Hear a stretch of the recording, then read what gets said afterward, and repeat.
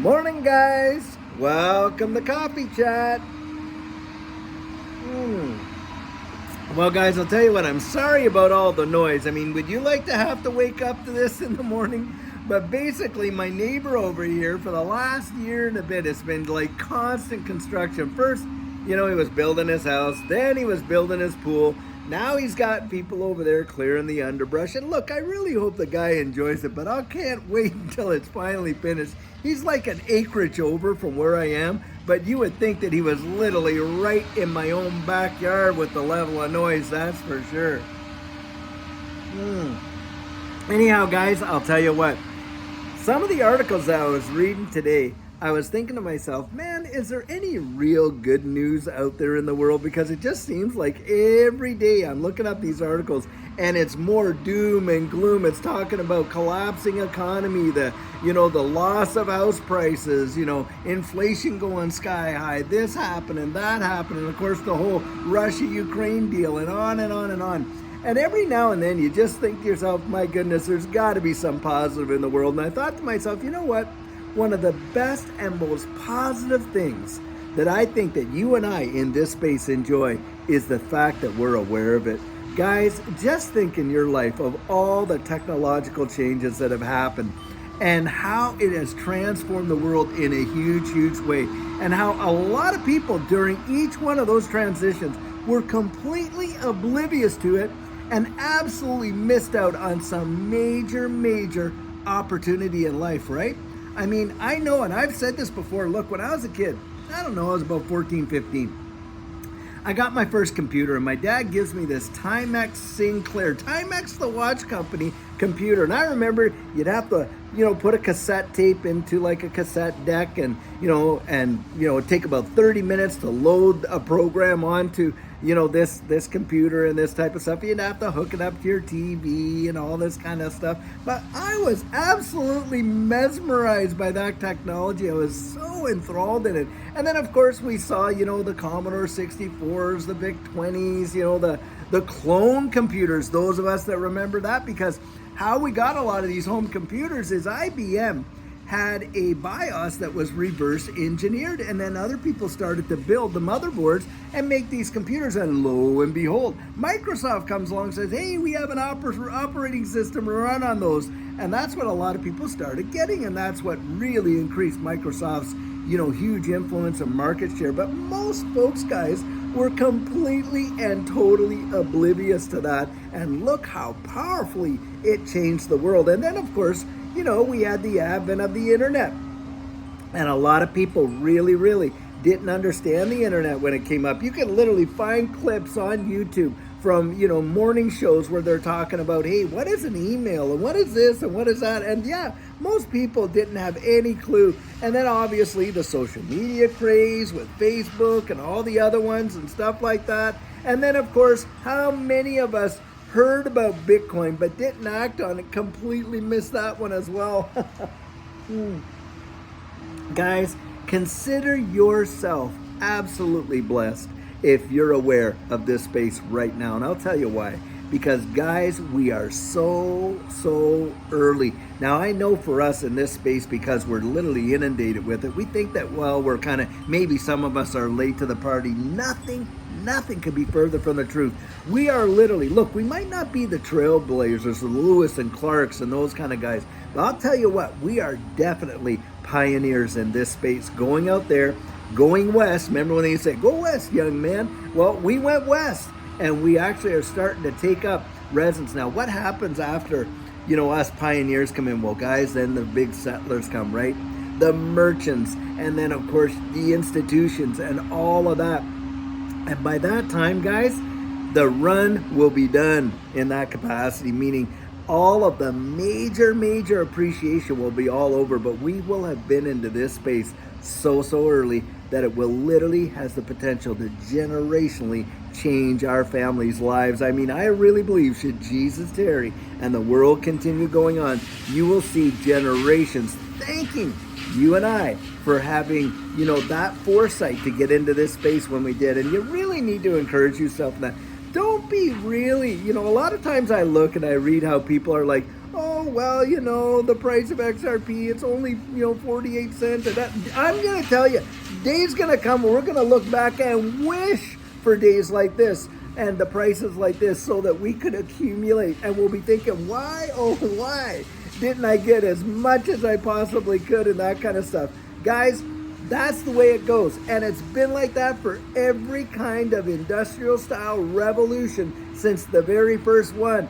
And people, don't like change. That is a fact, guys. Think of this. Major corporations and governments around the world literally spend millions upon millions of dollars to deal with change management in their organizations. And they literally hire executives that are absolutely professionals when it comes to change management. Now, what are the big things about change management? Well, the biggest one is communication. Communicating the change, getting buy-in on the changes and all that kind of stuff. And guys, it's that kind of thing that absolutely helps change come, because a lot of people are so change averse.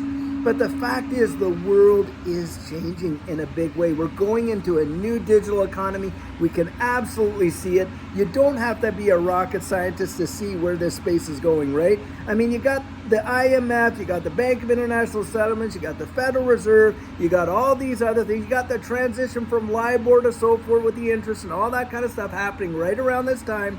And they're all telling you, hey, look, we're going to a digital economy with central bank digital currencies, digital IDs, and on and on and on. And yeah, are there some hurdles to jump over as we go through that? Well, of course there are. And it's like that in every kind of change, because that's where you want to kind of get out in front, find the positive legislation that needs to happen so that the space can thrive, people can be safe, and there can be security in the space, and that's what's going to happen. But that's where I say, hey, you and I get out there and we get our voices heard. But guys, the innovation, just look at that and think about the opportunities, the inventions that haven't even come along yet. Look, you and I are sitting here talking on a technology that was not even available in 2007. But how many people do you know own a smartphone? Practically everybody now, right? Most everybody has a smartphone. Well, I remember when a cell phone, having one, you either were really wealthy or it was a real novelty. In fact, there were people out there that were selling fake antennas that people would stick on the cars so it would look like they had a cell phone in their car. I mean, the ridiculousness was crazy. But now everybody's got one. And look, I can record in 4K sitting here talking to you. That is amazing, guys. And I just want you to think about that. Have that kind of mindset of where we are, how early we are, all the invention and innovation that's going to come along. I'll tell you what, it'll start to get you really, really excited.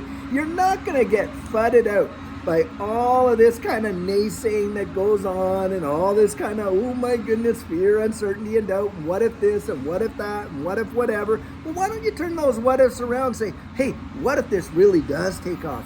What if we see some genuine transformations in the world? And as a result, what if it affects our family in a powerful way and generationally changes things for us? Look, hope is something you got to keep alive. Look down the road. Look down with some optimism. Look, guys, I get accused of being way too happy sometimes. Do you think I haven't, experienced my share of pain and heartache and stuff like that? Well, of course I have. Look, I've had, I went through a traumatic divorce that really, really hurt me in my life. I have one of my children that was born deaf, blind, mute, has quadriplegic cerebral palsy.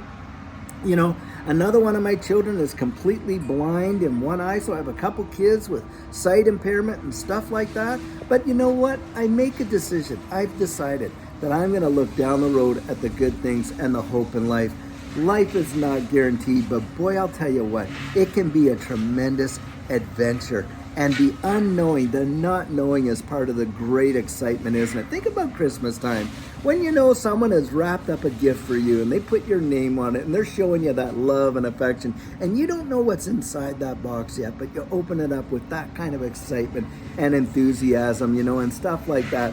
And hey, and a lot of times, maybe even if it's something you really didn't think you liked or whatever, but you appreciate it, just the sentiment that went with it and the love that someone took to do that for you. That's what the future is, right? I think, it's a gift. It's a gift. And my mom used to say, you know, that's why they call it the present, because every day is a gift. And that's how I have to look at it. Because look, it is so easy with all of these news articles, like I say, that are so negative, to get our focus on what's not good in this world and what's not happening. But there are so much good things in the world. That's why I like doing the nature walks with you when I do these crypto things, because when I go out in the nature, I see life. I see green trees. I see birds flying around. I see just nature really doing its thing, and how precious and beautiful it is, and really treasure those moments. And it's a great joy for me to come out and share it with you guys. I want to encourage you today. Look up. Things are absolutely going to turn around in a big and positive way. This may be your right now, but I'll tell you what, it's not your forever. It does not minimize the pain you're going through, but you keep hope alive. Look, I remember, get this, when Judy and I literally could only afford to buy one tomato at a time. I absolutely remember that. And I look back, and in a way, it's almost a romantic kind of feeling and nostalgia that I have for it. Sure, we were hurting at the time, but boy, the love we had for one another. We were able to get through that period together, and we just built such a great foundation that here we are today with more than what we need, and yet still the same kind of folks, loving and just enjoying life and looking at the positive. Yes, tears come, but like the scripture says, weeping endures for an evening, but joy comes in the morning. And I sure hope that you can think down the road. Your day is coming. The night, yes, it is dark, and the sun sometimes doesn't come out to shine, but just because the clouds are covering it doesn't mean we believe that it's not there, right? Another sunny day is coming, guys, and in this space, wow, do I ever think we're gonna see a lot of sunny days going ahead. Well, guys, I'll tell you what, until we have our video later on this afternoon, which is, we're going to do a good one for you for sure. I sure hope you're having a fantastic day. Meditate on those things and just get encouraged. And until then, guys, have a great one and take care.